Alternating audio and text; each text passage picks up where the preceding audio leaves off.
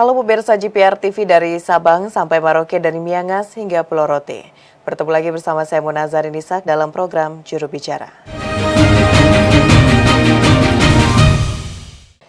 Pemirsa, Indonesia akan menjadi tuan rumah pelaksanaan ajang bertaraf internasional World Water Forum yang ke-10 yang akan digelar pada tanggal 18 hingga 25 Mei 2024 nanti di Bali.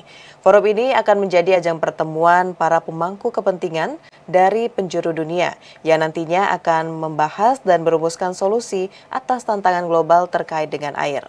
Dan pemirsa, untuk memahami lebih jauh lagi apa yang dimaksud dengan World Water Forum ke-10 tersebut, kita akan berdiskusi bersama dengan Dirjen IKP Kementerian Kominfo Republik Indonesia, Bapak Usman Kansong.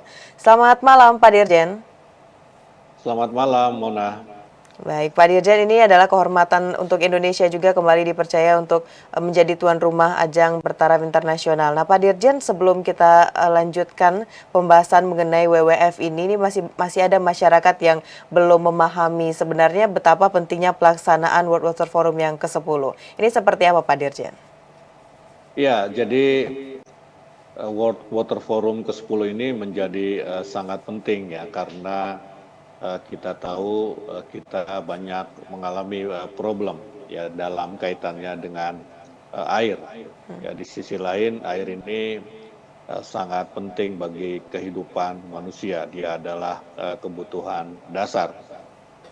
Gambarannya kira-kira ya orang lebih cepat meninggal dunia karena kekurangan air daripada kekurangan makanan begitu, sehingga air memang harus menjadi perhatian kita. Air ini tidak hanya penting ya buat Indonesia, atau World Water Forum ke-10 ini tidak hanya penting buat Indonesia, tetapi juga penting buat masyarakat dunia. Ya, kalau kita lihat sekarang ini ada data yang mengatakan bahwa ya 2-3 miliar orang di dunia ini kekurangan air, kesulitan mengakses air. Di Afrika misalnya, kemudian di Timur Tengah. Nah, karena itu kita perlu solusi untuk mengatasinya. Ya, dan solusi ini memang bukan cuma solusi yang main-main ya, tetapi solusi tingkat tinggi. Ya, artinya negara, pimpinan negara, kepala negara, presiden, perdana menteri, para pejabat tinggi ini juga harus concern dengan persoalan air yang ada di dunia ini begitu. Ya, karena kita ingin air itu menjadi semacam pemantik ya kesejahteraan bersama. Ya, tema World Water Forum ke-10 adalah Water for Shared Prosperity. Jadi air untuk kesejahteraan bersama. Karena kita tidak mungkin sejahtera tanpa air. Tidak mungkin kita sejahtera kalau kita kekurangan air. Jadi kesejahteraan itu bisa diawali dari ketersediaan ataupun akses seluruh umat manusia kepada air. Kira-kira seperti itu.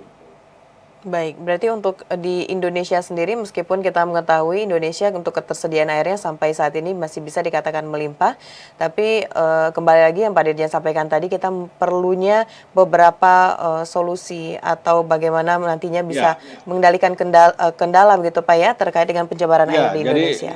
Betul ya, Indonesia memang masih ada beberapa persoalan misalnya di NTT ya, tetapi kita ini dianggap cocok untuk menjadi tempat penyelenggaraan World Water Forum ke-10 karena Indonesia punya best practice yang dianggap bisa ditiru oleh negara lain. Misalnya kita sekarang sedang aktif membangun bendungan, kemudian kita juga punya contoh baik bagaimana kita merevitalisasi Sungai Citarum.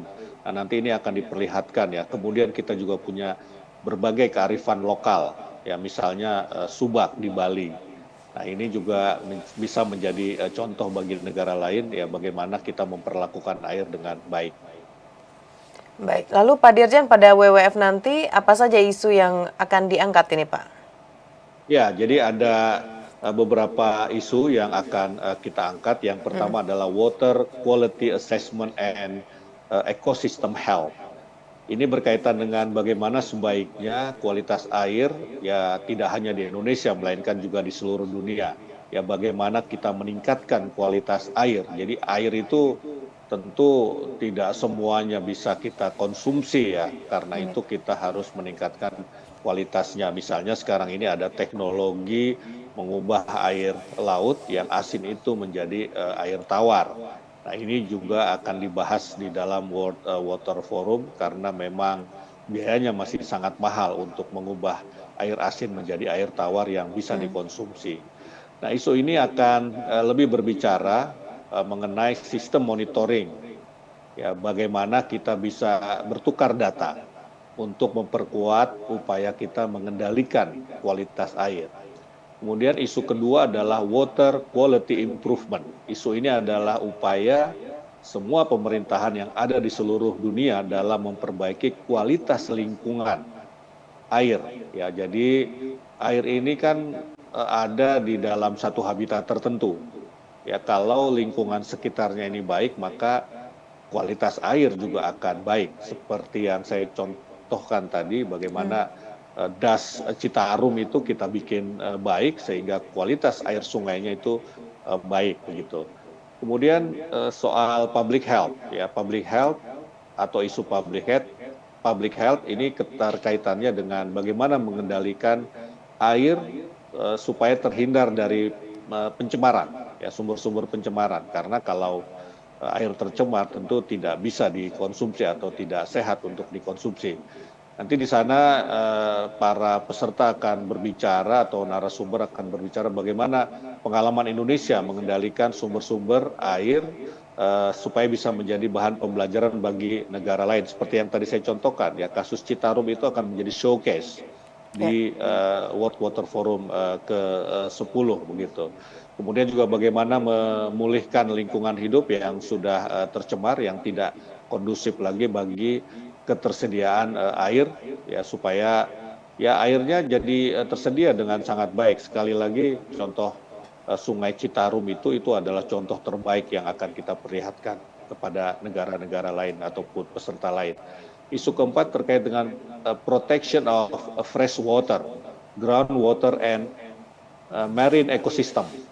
Ini berkaitan dengan perlindungan sumber air yang kalau di Indonesia ini telah dilakukan oleh KLHK melalui Direktorat PPA, ya PPA yaitu dengan melakukan pemulihan danau, perlindungan mata air, program kali bersih dan pembangunan ekoriparian.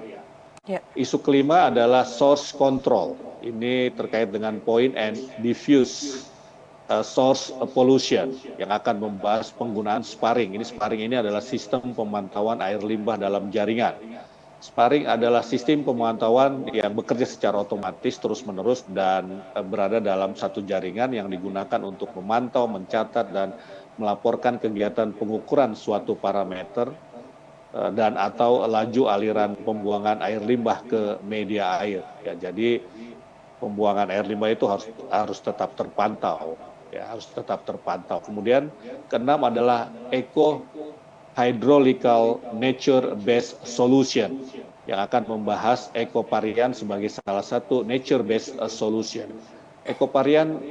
Ekoriparian merupakan fasilitas pengendalian pencemaran sesuai dengan sumber pencemar yang ada serta fasilitas lingkungan lainnya yang tidak mengganggu ekosistem yang ada dan mendapat supaya bisa menjadi tempat wisata yang dikelola oleh masyarakat sehingga meningkatkan ekonomi masyarakat. Jadi air ini juga bisa menjadi sarana pariwisata.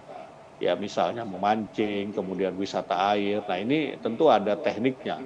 Ya, ada tekniknya dan ini bisa dibicarakan nanti di World Water Forum ke-10 di Bali tanggal 18 sampai 25 Mei 2024.